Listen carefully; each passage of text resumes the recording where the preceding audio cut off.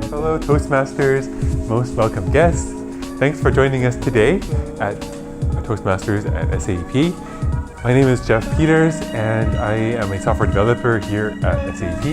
Today I'd like to share some theory behind a concept called stress-free productivity. You can see there, stress productivity. This is interesting because in our lives as knowledge workers, as software developers, or working in a large company, there's many demands on our time at all times. We always have many things to do. We have customers possibly asking us for things. We have projects to plan and many things in our personal lives as well. So I'd like to give some theories and background about how you can still have many things to do in your life but not feel so stressed out all the time about everything.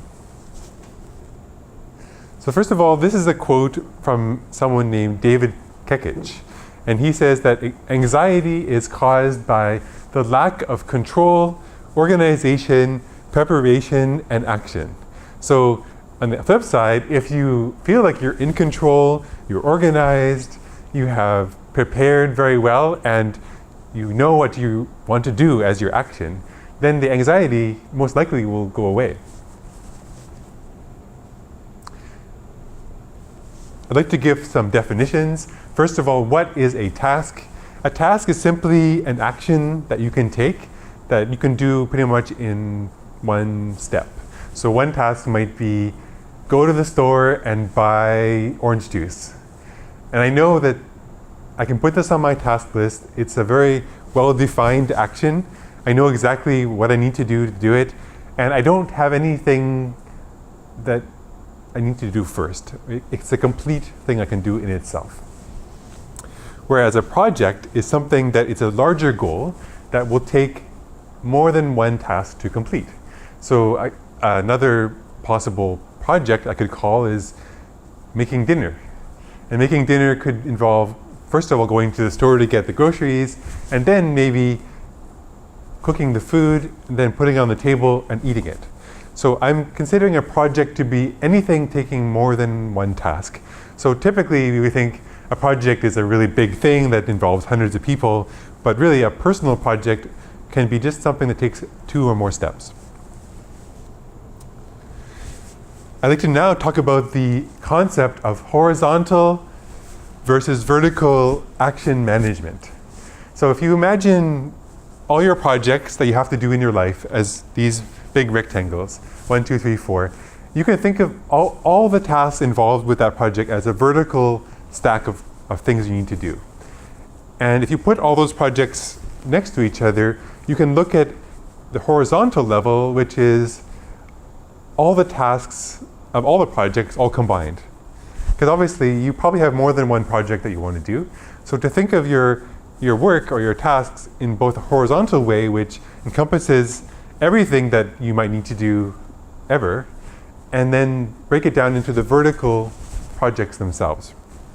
So if you think about managing these 2 dimensions differently, that's what I'll go into next.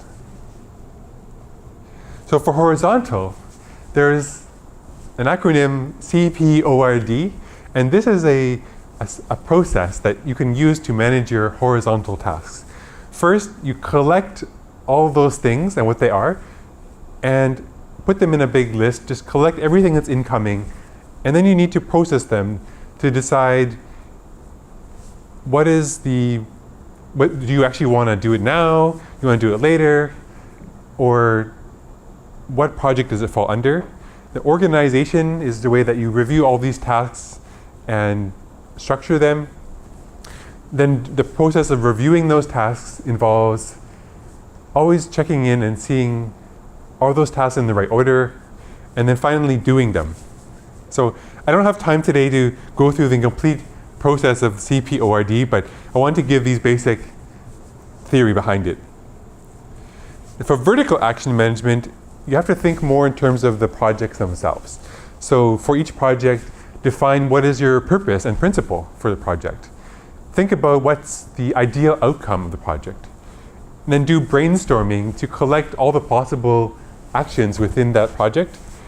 organize those actions so that you know if there's any patterns or groups of them that need to be done. And then finally, identifying the next action. So I'll go back quickly to compare them. In the CPORD, you're more like just collecting everything that you can see and putting them all into a list and processing them, maybe putting some things to do later, some things to do now, or organizing them into projects and reviewing them and then figuring out what to do. Whereas vertically, you're more like starting from your overall vision of what you want to do and come up with all the possible things within that project, organizing them, and then also coming up to what to do next. So by managing things in both the horizontal and vertical directions, you can really get a handle on your tasks. So next, I want to give you a tool that you can use to manage your tasks in both the horizontal and vertical direction. For the horizontal level, we have what's called the next actions list. Now, what I do is I have a to-do list system which has tasks organized by date. I have the date of the task when I want to look at it next. I have the name of it and possibly a note. And I sometimes use the name of the task to be just something quick like, buy dog food, or I might have the name of the task saying project real estate. So that'll be a project that will remind me to spend more time in organizing this project. So this list just has everything organized by date. And I also have what's called project actions lists, which are individual lists, one for each project. For example, the real estate, I would have everything to do with real estate, such as calling the real estate agent, looking at the properties, arranging the insurance, all those things would be in that one list. And I make use of the ordering of that list to organize it nicely. For my wedding, I also had another list for the wedding project, and I had maybe 50 things I needed to do to organize the reception and the ceremony and everything, with all the guests and the food. It was all in that list. And when I went through my daily list, which is the next actions list, I could have an item for project wedding. I would know to go back to that. So a quick example. Here's an example of a simplified next actions list. The next actions list would be for today, I would do these things. For tomorrow, I would do this, and I would have all the dates lined up. And for each date, I would put the date when I want to look at the task next. For the project list, this example, the real estate, I would have all the things I need to do regarding that vertical project. And I would have one of these lists for each project. So this gives you some of the tools that, if you make use of these techniques and tools for your own work or personal management, you can really start to feel a feeling of stress-free productivity. Now, I might have a minute for a question, so does anyone have any questions or comments? Yes. So, is this a system developed by you, or is this sort of a discussed sort of communal idea? So this system is originally, I thought of this idea kind of when I was in university, but then I realized that David Allen, who's in this picture, came up with a book which actually describes pretty much what I thought was really cool anyways. So I've been studying this book almost religiously to figure out how I could optimize my own workflow. And David Allen's book is a very good book in terms of the ideas, but it is very dry to read, and you probably can't make it through. So the only way I can make it through it is if I have an audio book, and then I just listen to it while I'm vacuuming, and it makes my vacuuming a little bit more entertaining. So that is that. Yeah, so a good question. Any other question? No?